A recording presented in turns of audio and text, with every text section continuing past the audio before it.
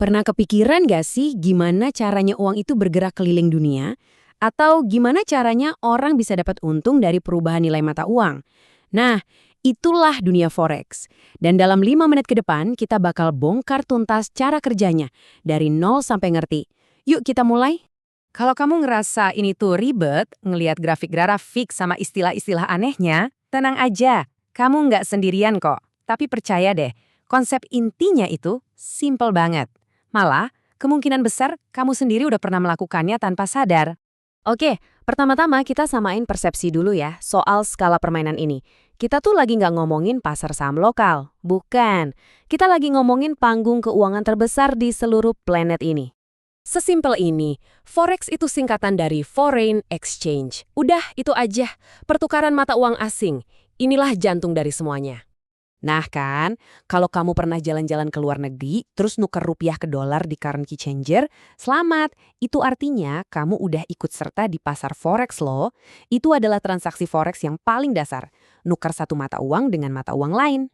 Sekarang, siap-siap kaget. Setiap hari pasar forex ini muterin uang senilai 7 triliun dolar. Biar kebayang ya, angka itu lebih besar dari gabungan semua bursa saham di dunia.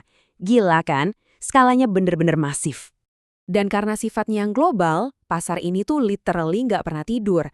Jadi pas pasar di Asia tutup, pasar Eropa buka.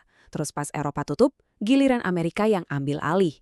Ini siklus yang jalan terus selama 24 jam, 5 hari seminggu.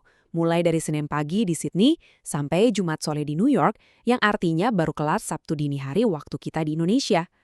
Terus gimana caranya orang-orang trading di pasar raksasa ini? Kuncinya satu. Kamu nggak pernah trading satu mata uang sendirian. Anggap aja kayak nari, harus ada pasangannya. Jadi mata uang itu selalu diperdagangkan secara berpasangan. Yuk kita ambil contoh pasangan paling populer di dunia, AUR/USD, alias Euro lawan dolar Amerika. Gini cara kerjanya. Kalau kamu mikir ekonomi Eropa bakal makin kuat dan nilai euro bakal naik dibanding dolar, ya kamu beli pasangan itu. Kalau tebakanmu benar, kamu untung. Kalau salah, ya rugi. Intinya kamu tuh kayak lagi taruhan mata uang mana yang bakal menang di pertandingan tarik tambang nilai ini. Tentu aja, ada banyak banget pasangan lainnya yang bisa kamu tradingkan. Ada dolar AS lawan yen Jepang, pound sterling Inggris lawan dolar, dan bahkan dolar lawan rupiah kita sendiri. Masing-masing punya dinamika yang unik. Kamu mungkin mikir ini semua tentang trader individu yang duduk di depan laptop. Oh, salah besar. Kita ini cuma ikan teri di lautan yang super luas. Yuk kita lihat siapa aja pemain kakapnya. Nah, lihat deh pembagiannya. Pemain terbesarnya itu bukan trader perorangan kayak kita. Mereka itu bank-bank raksasa. Ada bank sentral kayak Bank Indonesia yang tugasnya jaga kestabilan rupiah. Ada juga bank-bank komersial. Terus ada perusahaan multinasional yang butuh mata uang asing buat bisnis mereka. Dan terakhir, baru deh ada kita para trader retail. Porsi kita emang kecil banget, tapi kita tetap bisa ikut main di game raksasa ini. Nah, sekarang kita masuk ke bagian yang paling seru sekaligus paling ngeri. Gimana caranya orang bisa untung gede dan juga rugi gede dalam waktu singkat? Jawabannya ada di satu kata sakti. Kata itu adalah leverage. Anggap aja ini kayak tuas pengunggit. Dengan tenaga kecil, kamu bisa ngangkat benda yang berat banget. Nah, dalam trading, broker atau perusahaan perantara tempat kita trading ngasih kita tuas finansial ini. Jadi kita bisa ngontrol posisi trading yang nilainya jauh lebih besar dari modal kita. Biar gampang, gini contohnya. Misal modal kamu cuma 1 juta rupiah. Dengan leverage 1:100, broker ngasih kamu kekuatan trading seolah-olah kamu punya 100 juta rupiah. Wow, potensi keuntungan kamu langsung naik 100 kali lipat. Keren banget kan kedengerannya? Tapi, dan ini tapinya gede banget ya, disinilah letak jebakannya. Fitur yang sama yang bikin ini kelihatan menarik banget, itu juga yang bikin forex jadi sangat-sangat berbahaya. Terutama buat pemula yang belum paham cara ngelola risikonya. Anggap aja ini kayak pedang bermata dua. Sisi satunya, benar, keuntunganmu bisa meroket. Tapi di sisi lainnya, kerugianmu juga bisa anjlok dengan kecepatan yang sama. Kalau nggak hati-hati, modal kamu bisa ludes dalam hitungan jam aja. Serius. Oke, setelah tahu risikonya, pertanyaan paling logis berikutnya kan pasti soal keamanan dan legalitas.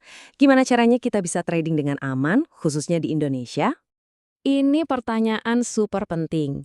Jadi, aktivitas trading forex ini sebenarnya diizinkan nggak sih secara hukum di negara kita? Jawabannya adalah ya, legal. Tapi yang paling penting yang harus kamu ingat, trading forex itu legal hanya dengan satu syarat mutlak yang nggak bisa ditawar sama sekali. Syaratnya adalah broker tempat kamu trading wajib punya lisensi dan diawasi oleh Bapepti. Ini adalah lembaga pemerintah Indonesia yang tugasnya ngawasin perdagangan berjangka dan melindungi kita sebagai konsumen.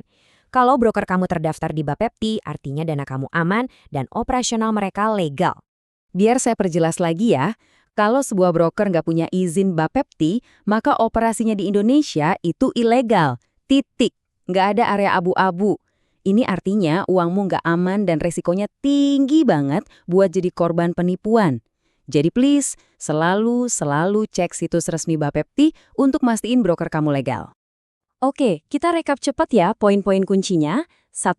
Forex itu pasar mata uang terbesar di dunia. 2. Daya tariknya ada di leverage yang bisa melipat gandakan keuntungan tapi juga kerugian. Dan yang ketiga yang paling penting, di Indonesia trading itu cuma boleh lewat broker yang punya izin resmi Bapepti. Nah, itu dia dasar-dasar forex. Semoga penjelasan singkat ini bikin semuanya jadi lebih jelas ya. Sekarang saya jadi penasaran nih, setelah dengar ini semua, pasangan mata uang mana yang bikin kamu paling tertarik? Mungkin dolar lawan yen? Atau penasaran sama nasib rupiah? Coba deh tulis di kolom komentar di bawah. Makasih banyak udah nyimak, sampai jumpa di pembahasan selanjutnya.